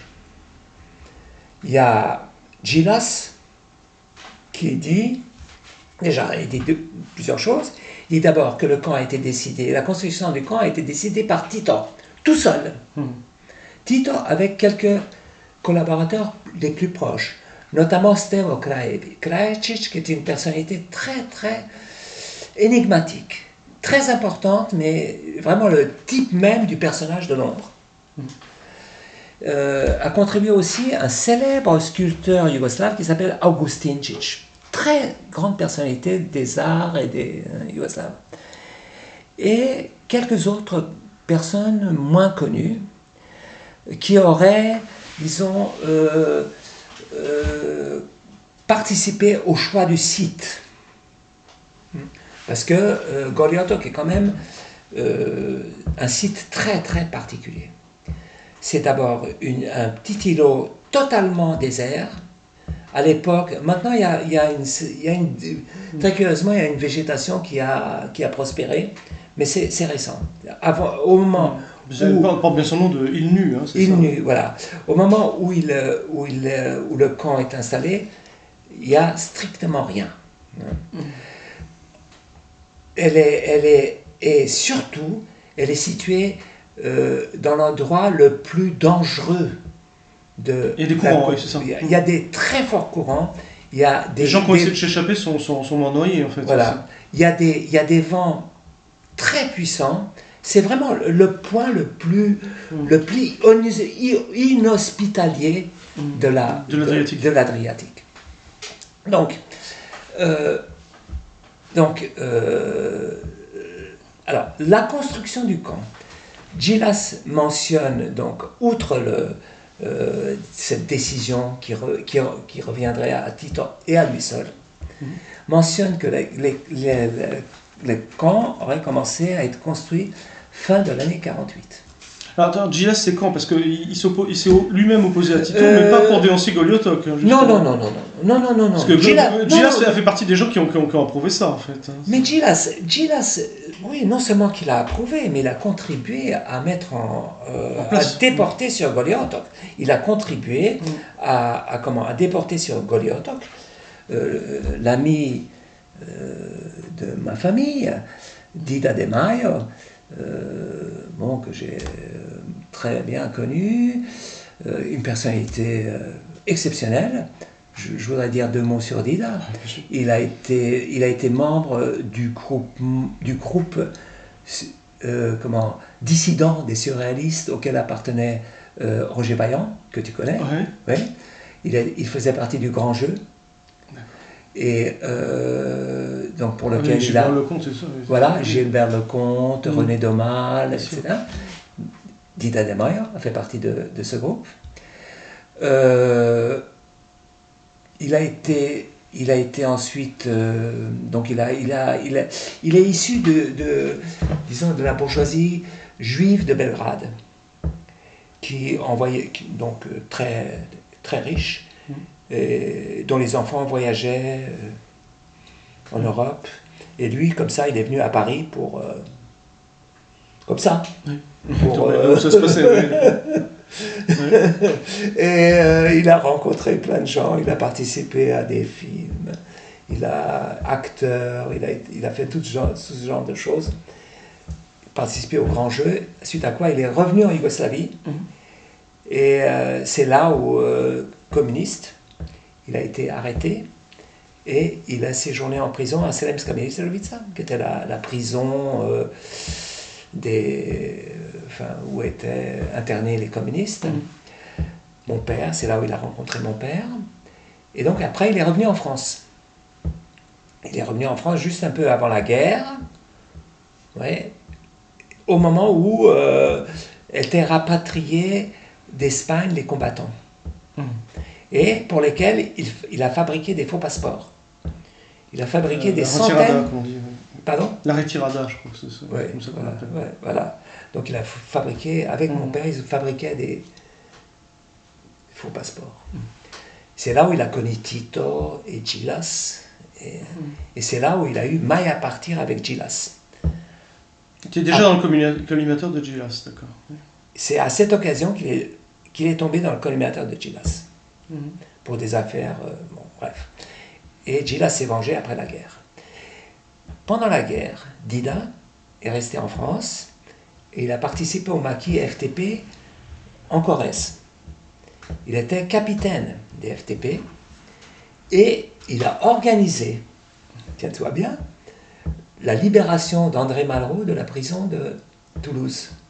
C'est lui qui a conduit le commando qui allait libérer Malraux de la prison. Moyennant quoi, Malraux lui a donc voué une reconnaissance pour toujours. Et il ne pouvait pas faire grand-chose parce qu'il ne savait même pas qu'il était à Goliotok, j'imagine, puisque justement... Si, je crois qu'il savait. Oula, D'ailleurs, quand Dida est sorti de Goliotok, Malraux lui a proposé lui a proposé un rapatriement en France. Et Dida a refusé. Et en tous les cas, moi j'ai vu Dida était un ami intime, j'ai vu chez lui tous les livres de Malraux qui étaient toujours avec des dédicaces extrêmement chaleureuses.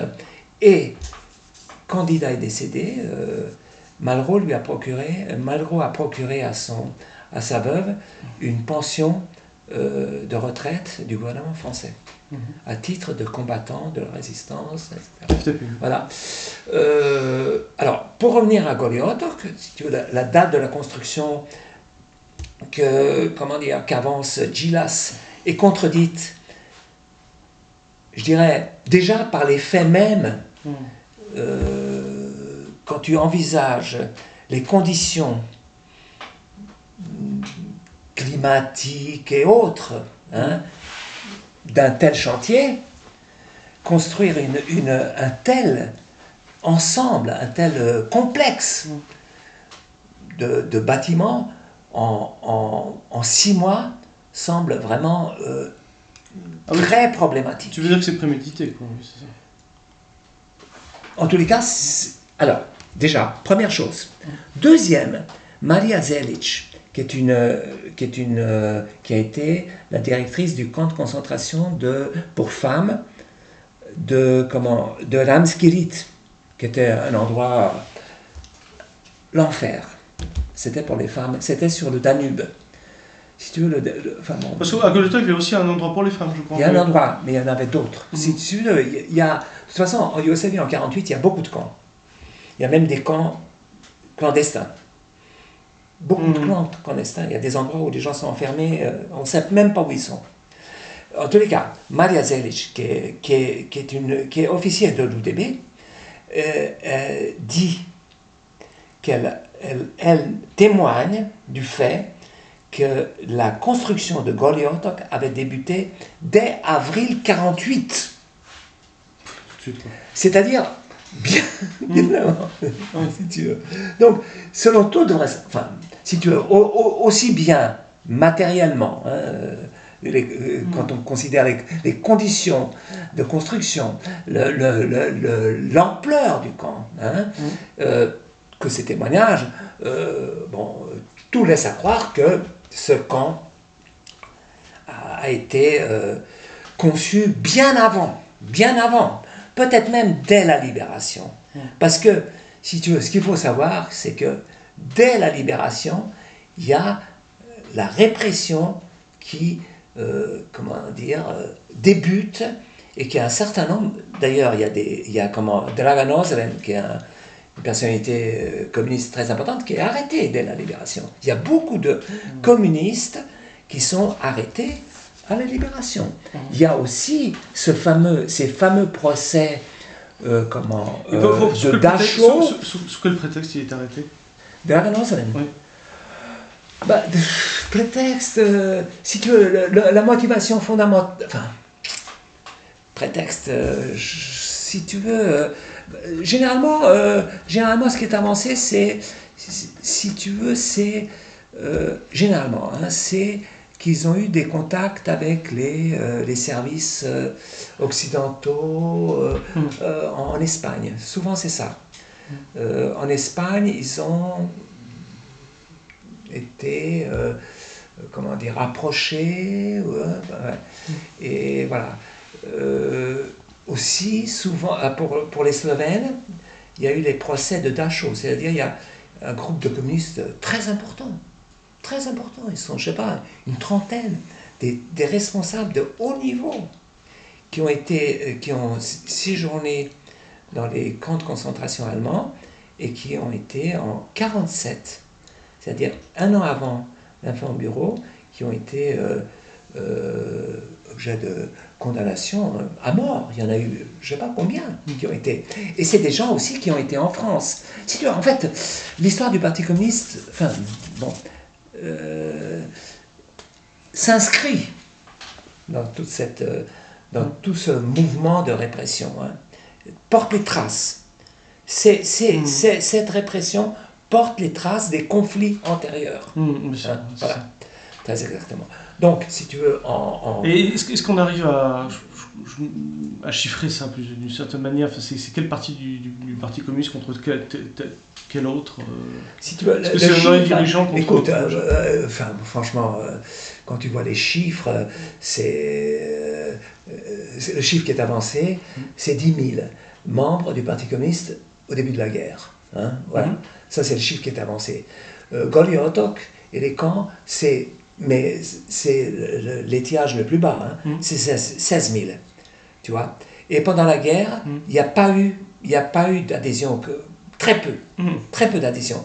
Donc on peut dire vraiment, sans beaucoup d'exagération. Ils ont mis tous les communistes dedans, quoi. Voilà, c'est que c'est fou. On a anéanti.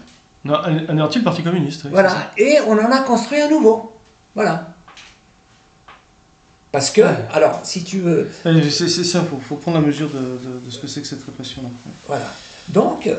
un nouveau tout beau et qui plaît à l'Occident. Voilà. Et qui en plus est démocratique. Voilà, exactement. Autogestionnaire. Autogestionnaire, voilà. Alors, justement, si tu veux, vraiment l'innovation extraordinaire qui caractérise finalement le fonctionnement de ce camp, c'est l'autogestion. Même le camp lui-même est autogéré, oui, c'est ça. Voilà, les internés se martyrisent les uns les autres. Et ça, c'est institutionnalisé. Ouais. C'est-à-dire qu'il y a des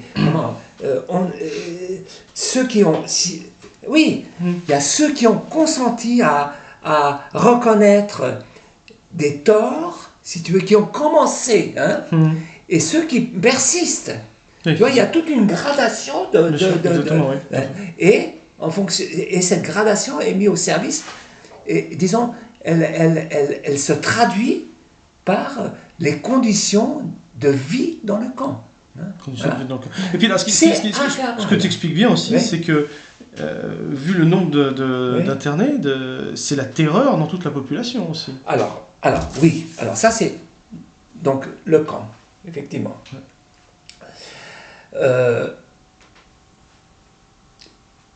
De fait, si tu veux, l'existence du camp est une espèce de, secret public. J'aime bien l'expression. Oui, effectivement, mais c'est ça. Je crois que c'est exactement ça. Ouais. C'est-à-dire que tout le monde sait. Et personne ne nous parle. Et personne n'ose en parler. Figure-toi que, je sais pas, quand, dans les fin des années 70, je suis allé avec des amis en voiture. Nous avons longé la côte adriatique. Et donc on est passé... Tu es quand même revenu en Yougoslavie, tu es arrivé vers 65 en France. Oui, moi je suis arrivé en 65. C'était irrespirable, tu ne pouvais plus de ce pays. Si tu veux, pour moi, c'est un mensonge complet, quoi. Oui, un mensonge de la terreur. Si tu veux, il y avait dans cette... effectivement, c'était le mensonge, effectivement. Tout était faux. Si tu veux, je me souviens un jour, on était comme ça dans le jardin à Ljubljana chez des amis, parce qu'on vivait très bien, il y avait une certaine légèreté, mais en même temps on savait que ça reposait sur rien finalement. C'est qu'on était subventionné, on vivait, rien ne marchait. Rien ne marchait, mais on vivait bien, quoi. C'est ça qui s'est écroulé avec la guerre, parce que les Américains ont repris leur bille, en fait. Voilà. Ils n'avaient plus du tout besoin de la Yougoslavie après la chute de l'URSS, en fait. Exactement. C'est ça qui déclenche la guerre. Mais si tu veux, alors fondamentalement, c'est d'ailleurs ce que, je sais pas, quelque part j'ai écrit, c'est que la Yougoslavie, dès le départ, a été conçue pour s'opposer à l'Union soviétique, aux ambitions géopolitiques de l'Union soviétique. Le royaume de Serbes, Slovènes et Croates n'a jamais établi des relations diplomatiques avec l'Union soviétique. Bien sûr. Alors que tout le monde les avait établies. La Yougoslavie, non. Elle les a établies quelques jours avant l'entrée en guerre, en 1941. Elle l'a établi en mars 1941, elle a établi les relations diplomatiques avec l'Union soviétique. Tu te rends compte? Donc, il fallait toujours qu'elle joue son rôle, quoi. Et elle l'a joué jusqu'au bout. Après, Tito a repris le flambeau et donc a poursuivi dans cette posture, il a continué le rôle que cette géopolitique, mondiale, lui avait assigné. La Yougoslavie était construite pour ça. Si tu veux, elle n'avait pas... D'ailleurs, ce qui est très drôle, si tu veux, c'est comment Roosevelt, qui, semble-t-il, c'est vraiment un type très intéressant, Roosevelt. Faudrait le faire. Mais il a failli mettre la France sous oui. Sous l'AMGOT, c'était sous le gouvernement américain, en fait. Oui. Non, mais il avait, si tu veux, il exprimait une posture anticoloniale, si tu veux, il était un peu dans la peau du colonisé, quoi. Il était foncièrement anti-empire britannique, anti-empire français, mais il avait aussi, par exemple, il ne croyait pas à la Yougoslavie.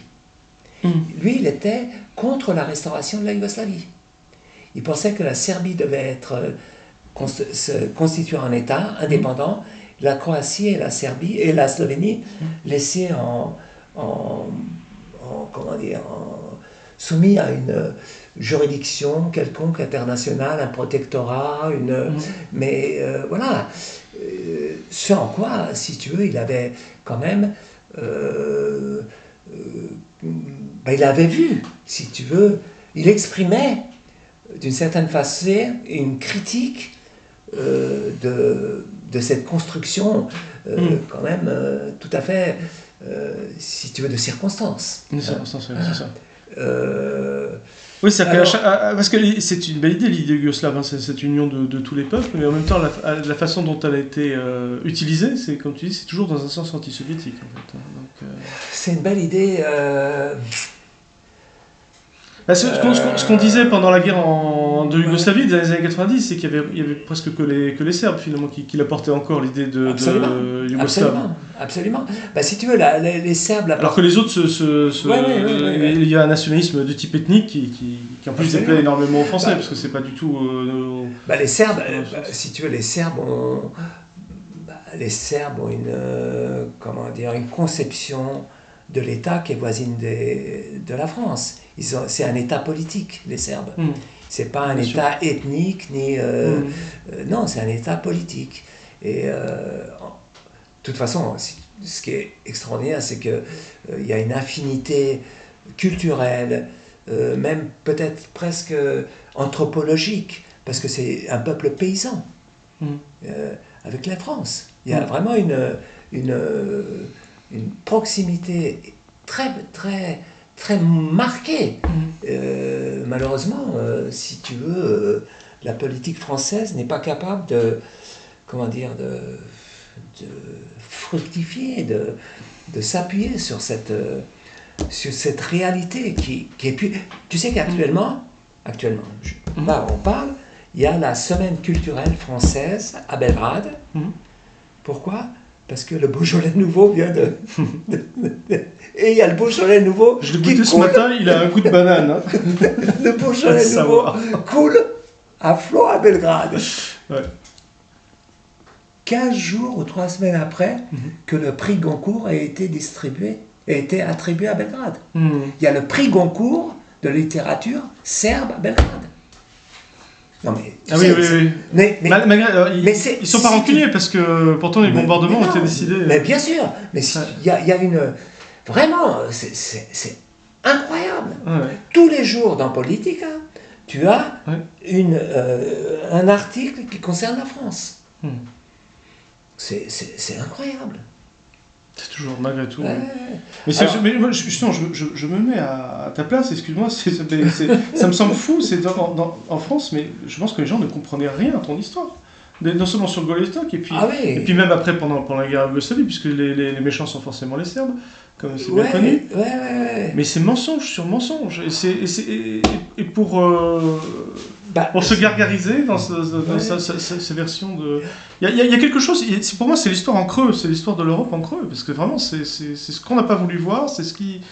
Il y a quelque chose... En plus, comme la guerre de 14, effectivement, est déclenchée dans les Balkans, elle aurait pu être déclenchée ailleurs, mais en tout cas, il y a quelque chose et il y a un impensé, il y a quelque chose qui se passe, et tu dis, en plus, malgré tout, malgré tout, ils n'auraient pas, il y a toujours une forme de francophilie qui perdure. J'arrive même pas à le croire. Il y a une francophilie foncière. Il y a une... qui est inscrite vraiment dans le... ou peut-être dans la littérature, dans le... difficile. Si tu veux, déjà, il y a une... Comment dire il y a une attache puissantissime à la Russie. Oui, si ça pas besoin de démontrer. Les Serbes sont mais très... Tu peux même pas imaginer. J'étais à Belgrade il y a déjà maintenant quand même un certain temps. On était en train de... Belgrade, c'est la ville de mon enfance. Hein. Je connais vraiment très bien Belgrade, qui a beaucoup changé d'ailleurs entre-temps. Enfin, à mon époque, c'était une ville balkanique, extraordinaire. Enfin, extraordinaire. Vraiment incroyable. Et donc, on visite une église. Tu as été à Belgrade, non? Tu connais pas? Non. Il faut y aller. Belgrade, c'est quand même, ça vaut le coup. Hein. Et alors, donc, il y a la forteresse. Située, Belgrade, d'abord, c'est situé au confluent du Danube et de la Save. Le Danube, c'est un très grand fleuve, et la Save, c'est aussi une très grande rivière. Donc, tu as une présence, fluviale, intense, très forte. Les gens, à Belgrade, qu'est-ce qu'on fait? On va se baigner. Ça, c'est le truc, idem à compagnie. C'est le... tu vas pas te promener, mais tu vas te baigner. C'est comme ça. Et... attends, j'ai perdu un peu. C'est bien de terminer là-dessus, sur une note de... Si tu veux... oh mince, j'ai perdu le fil. De quoi qu'est-ce que je voulais déjà dire par rapport à Belgrade? Cette présence française. Oui, si tu veux, oui, il y a cette... ah oui, alors justement, on était donc au confluent de ces deux cours d'eau vraiment considérables. Tu as la forteresse Kale-Megdan. Kale-Megdan, c'est Megdan, c'est le champ de bataille. Un mot turc. Kale, c'est quoi? Ada Kale. Je ne sais pas ce que c'est. Kale, ça veut dire beau en grec? Oui, mais c'est pas grec, c'est un mot turc. Ça belle en grec? Ada Kale. Enfin bref, c'est comme ça que s'appelle la forteresse turque. Et donc il y a une église orthodoxe. On va dans cette église et à un moment donné, donc on visite. Et à un moment donné, il y a un groupe de cadets d'une école d'officiers russes qui arrive dedans. Tu aurais vu l'événement. Hein.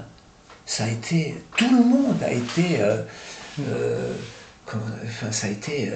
l'attention s'est concentrée sur eux, ils les ont entourés ça a été incroyable, un accueil, mais on n'imagine pas. Si tu veux. Et ça, si tu veux, c'est la Serbie actuelle, si tu veux. C'est-à-dire, justement, je viens de lire... Malgré la rupture entre le yougoslavo-soviétique, ils n'ont pas pu détruire ça. Voilà. Et je viens de lire l'interview du président Aleksandar Vučić, qui justement dit que la Serbie s'est développée, elle a un taux de croissance de 6 à 7% depuis plusieurs années, donc elle se développe énormément, grâce, dit-il, à notre